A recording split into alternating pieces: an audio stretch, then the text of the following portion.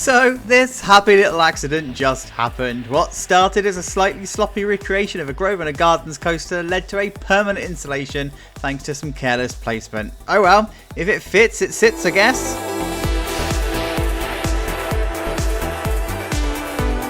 Hello you guys, welcome back to Planet Coaster 2, welcome back to Nerdolandia, and we are, sadly, nearly at the end of the series, although, it's between me and you, I have managed to poop out another episode somehow, so probably about 4 episodes left, and we're good to go, but this is the park as it sits right now. By the way, it's New Year's Eve as I'm filming this, so I'm aging the video, so Happy New Year, I guess, and what about those London fireworks? Boo! Fireworks! Yay! Fireworks! Insert whichever one is the most appropriate at the time.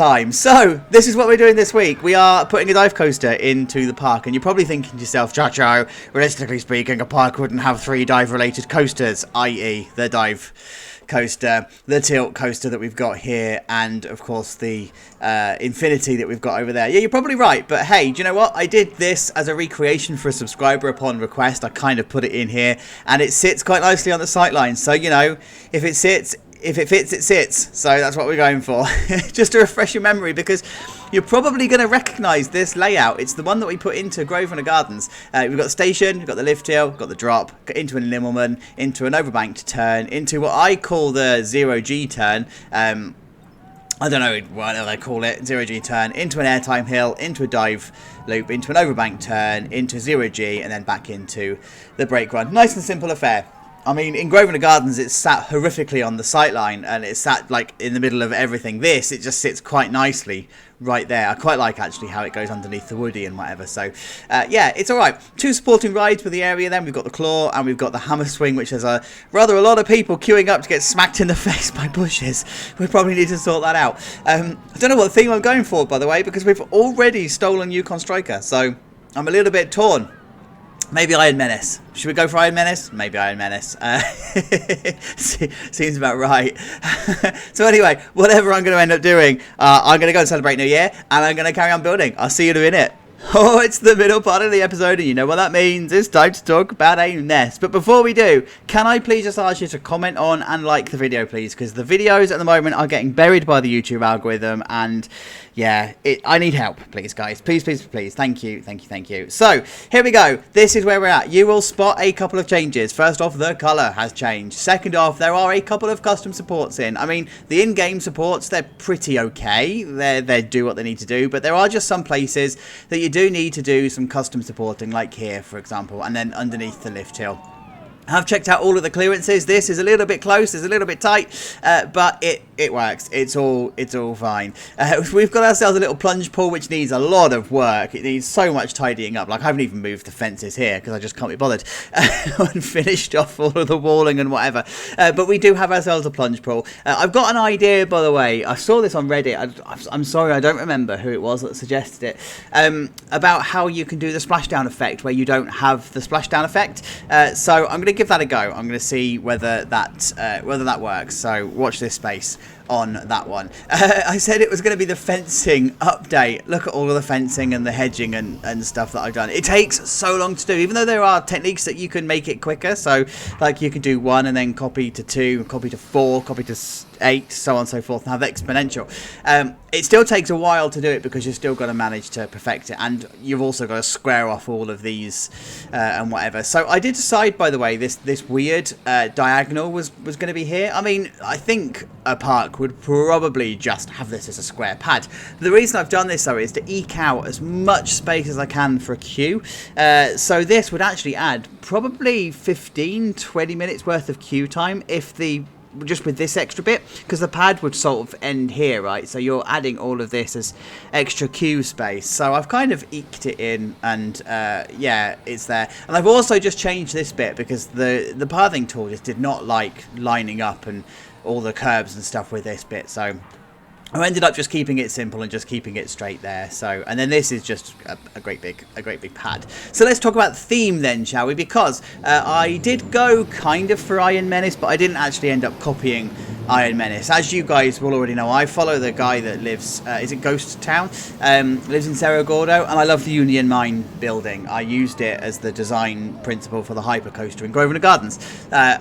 Going back to Grosvenor Gardens again. So this is what I've kind of done here. I wanted this vibe of the Iron Mine meets Iron Menace.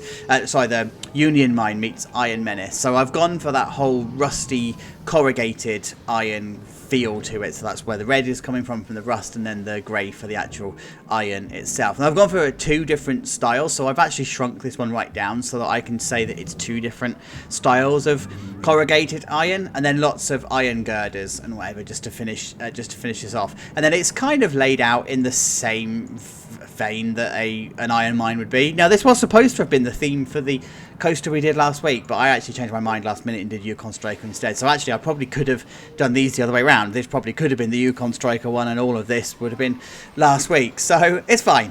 It's worked out for the best, and it's not meant to make sense. We're just having fun here. So we've got essentially three components to this station building. You've got the main station building here, which we'll talk about in a mo. You've got this little lean-to add-on bit, which is going to be the photo unit. Now, in-game, these are two gift shops. I still can't wait for Frontier to fix the gift problem that we've got. The luxury bug thing that we've got, and then we do have like a food unit and stuff here. Now the eagle-eyed amongst you will have spotted that there should have been a building here, but actually when I was starting to pull it together, it didn't vibe right with the area. It felt better to have this open and then open to foliage and stuff, and so you could see into the queue and whatever. So I kind of got rid of the idea and made this a food unit instead. This was supposed to be like some kind of storage or something. It wasn't supposed to be a shop as such, but I've actually ended up making it into Gelato Bros and I think coffee. Latte love. Yeah, Latte Love. There you go. And then the entrance to the actual coaster itself is through this little archway, or through this little doorway. So it's kind of a bit of a throwback actually to when we did Sentinel in Chachalandia, in the sense that was through a door and whatever as well. So I kind of like this hidden entrance kind of vibe that we've got going on. Then it just opens up into a massive cow pen queue. It's like surprise. And then over this side we've got the maintenance area. So this is just sitting kind of pretty. Now I took the design decision that I wanted to have the roofs all line up. So I wanted all of these to line up in one line, and then to have these ones coming off at like right angles and stuff. So what I have done is I have just put the corrugated pitched wall in, just to sort of allow it to make a little bit more sense. And then I wanted the exit path to come down this way. So I think that's going to work. I think it's going to work out okay. And then of course you've got inside here all of the space and stuff that you would have. So you've got enough here to put the two trains on, and then you'd leave one on the transfer track here. Now these do actually have two different mechanisms. I've talked about this before in the past, but it sort of like feels like it needs to be spoken about again. They would have two positions on this one piece of track. The first one would be the this is dirty, by the way. I've only just noticed this. Like, it's actually proper aged and proper. I wonder if there's a mechanism coming in the future that means that we're going to have brand new coasters and old coasters, because this is really grubby. Sorry. So as I was saying, this would have two parking positions. You would have one that's slightly up front. That's the block brake parking, and then you'd have one that's slightly set back, and that would be the transfer track parking, or vice versa. So like you can see at the moment that this probably wouldn't line up properly. It's quite clever, actually. It's really quite clever. That's how you can then utilize the same piece of track for two different functions and not confuse the two, because the function would be locked depending on where the train is located on that track. So you couldn't use, for example, if it was parked here, you couldn't use it as the transfer mechanism because it's just in the wrong place. So it's kind of like an efficient space-saving way of having these. So then inside the station here, I'm keeping this kind of open. I do want this to be open beamed, and I do want this to have like an industrial vibe going on to it. So I've just done all of this lattice work inside here. I mean, it's really simple stuff. They're just cross beams and vertical brace or horizontal braces. That's all it is, but it actually looks quite busy, and that's what I want inside here. A couple of hanging lamps and whatever, just to give it a bit of personality, and I think it's gonna come to life quite nicely. Of course it needs detailing and stuff inside here anyway, so we shall get that done. And then in the actual main area here, it's just going to be one big plaza area. If it needs to feel the same as this area up here and this area down here. It needs to be consistent. And that's why I've copied across a couple of the food units, because then it gives it that consistency of design. It runs alongside the queue line of the wooden coaster. And then you can just look directly at the dive as it comes down, and then the splashdown and the splash pool, and then it just gives a little bit of consistency with the water and stuff as well. So it's all good. And then a couple of the planters, the planters for flowers, and then a couple of foliage bits and whatever all alongside here. I used this last week for the first time, this fence, and actually this fence works quite nicely here as well. It's a don't die fencing that's got a little bit more gravitas to it. It's got a bit more of a framework to it. So yeah, I've had to do quite a lot of tidying up with this queue as well, as you saw in the first update. It was just roughly put down, and then you just sort of make the curbs align to each other, so it kind of now makes sense. And then you've got the cattle pen at the back here, and then same with our screaming swing as well. It is just a big pad of concrete where there's going to be trees and stuff in here, just to separate the two queues from each other and to give it a little bit of personality. So there you go. That's how we are sitting at the midpoint of the episode. So I reckon I'm going to carry on, get this done, and I will see you in a minute. Hi you guys, we're done for now, and that's partly because I've got loads of stuff I want to do around the back when I do the rapids, but I am chuffed to bits with how this has turned out. And guys, look, oh, this took so long to do. Yay! So we've actually got triggerable stuff on the trains, and I'm sure a lot of you are now sitting there going, well, no kidding, we've known we can do that for quite some time, but it's actually taken a little bit of work to make this happen, because the game is quite sophisticated in some ways, but also quite simple in others. Like it does some really complex stuff like the path tool, but then some of the really simple stuff like the hitboxes, they've just completely left. Anyway, let me explain how it's done, because you're probably going to be asking, and I'm going to do a horrible job of explaining this, but you know that we can attach scenery to trains, right? That's not a secret. So you come in, you attach the scenery, and you attach the stuff that you want to the train. Well, that's fine when you've got non-triggerable items. You know, you're actually decorating a train, follows it around, happy days. What I've done here is I've actually put the triggerable item onto the back of the trains. Now, you're probably thinking, well, no kidding, that's what you do.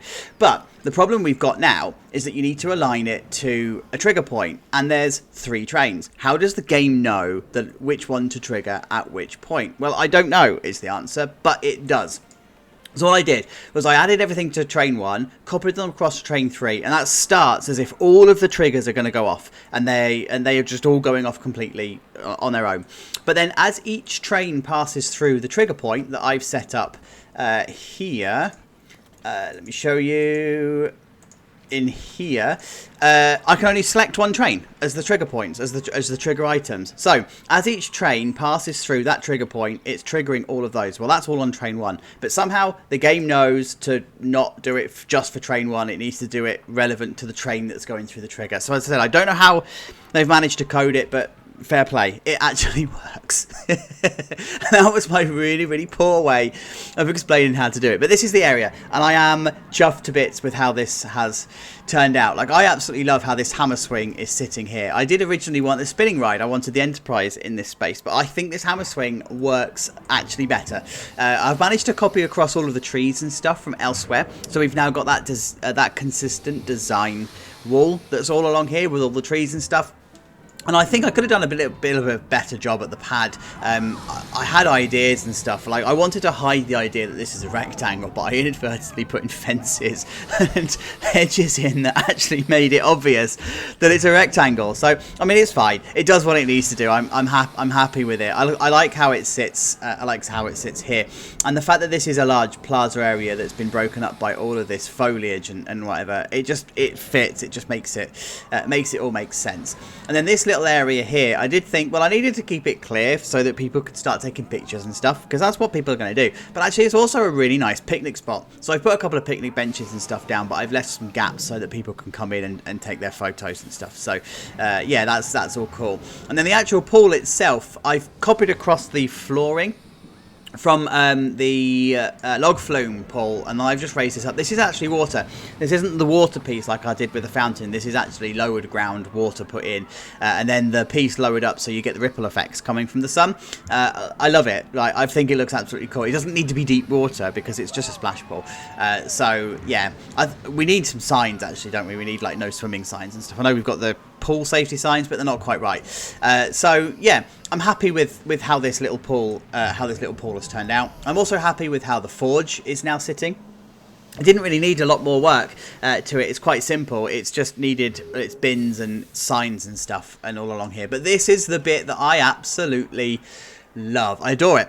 I literally adore it. Like, this building has just turned out so much better than I thought it was. I don't want it to be like Iron Menace, and I don't want it to be a carbon copy of that. I actually wanted this, or the mine building in Cerro Gordo, the Union Mine. I just wanted it to be this effect, and it works just so nicely with all of the beams, all the corrugated rusty stuff, and all of like the almost steampunky style bits on it. I think it just works. I think it just works. It just sits quite nicely. This, by the way, doesn't have a name yet, so feel free to suggest your names. And in fact, none of the coasters have got names, so if you do want to suggest a name, don't leave the coaster names on this video. This is your warning. I'm just going to ignore you if you do. The only coaster names I'm accepting here are the dive coaster. If you want to name any of the other coasters, feel free to, but you do that on the video that it is, and I'm then going to choose from those comments on those videos. So guys, that's your warning. If you missed the memo, it's not my problem. Name the coaster on the video that it was released in, please. So the actual shots themselves, I quite like. Like, again, I've just used the kitchen set and whatever that's inside. What am I even saying? That's on the workshop. Love it. I just love it. I love this kitchen set. It's going to get used. This is going to be my new gift shop set. It really is. I absolutely going to use it everywhere. And then photo unit is the standard photo unit. I really do hope that in a future update we get smaller screens. In fact, even better, I really hope in a future update we get on-ride photos that we can put on boards, but hey, that's probably asking a little bit too much whilst there's lots of other stuff in the game that needs fixing first. But this is the ride photo stuff, and yeah, I dig it. I dig it. This is the exit path, and I know can we have some appreciation for the exit path, please? It just comes underneath the lift hill. It's nice and simple, but I quite like how it's just tucked away and it's up against a wall. I don't know, it's really weird. I can't explain it. I just have this vibe for it. But inside the station, this is where the work has really paid off. Look at the mess of stuff in here. It's so messy but so beamy. I'm so here for it. I love it. I'm glad actually that I kept these grey and not black. I was originally going to do them black, but I'm actually, no, it needed to be grey. And then with all the lamps and stuff that you can resize, it just brings it to life. And then it feels actually very similar to the Infinity Station I did. I think this is kind of how I wanted the Infinity Station to be, and I've ended up doing it twice. It's like a redo. I'm alright with that. I'll take it. I also quite like how the coaster supports that you can resize, they create really good beams.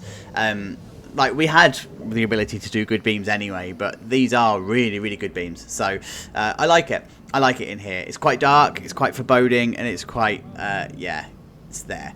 So when we come to the maintenance area then, I didn't really do much here. I don't really have much space to do much with it. Like, I could put clutter and stuff around here, and I could put all sorts of vegetation and whatever around here, but actually sometimes you need negative space. You just need things to breathe. That's what I'm doing here. I just need the park to breathe slightly. So if you do come in here, then it's just nothing, right? Maybe later on when we get some more stuff and whatever, I'll come back and retrofit it. I know I've got to do some retrofitting. I need to go and replace all of the glass and stuff where I've used water. So I know that's the thing. But down here, I have also just put all of the fences and stuff around this side. And then inside the ride area, I have just changed some of the terrain because it wasn't quite right. There's a tree. I don't even know. How long has that tree been there? It's not there anymore. So I've just come along and I've just put in some of the foliage and whatever and some of the dirt decals and stuff to make it all make sense, and we end up with this as the final product. I'm so chuffed with how it sits for such a throwaway coaster. I love how it sits on the sight line. Like, this coaster shouldn't even be in this park. It was just accidental that I just slapped it in that little location, and it just works. So I'll take it. Guys, thank you so much for getting to the end of the episode. I really, really do appreciate it. We're going to go for a ride in a minute. Leave a like, comment, subscribe, all the usual stuff. Have a good week. I'll see you next week. Take care. Bye!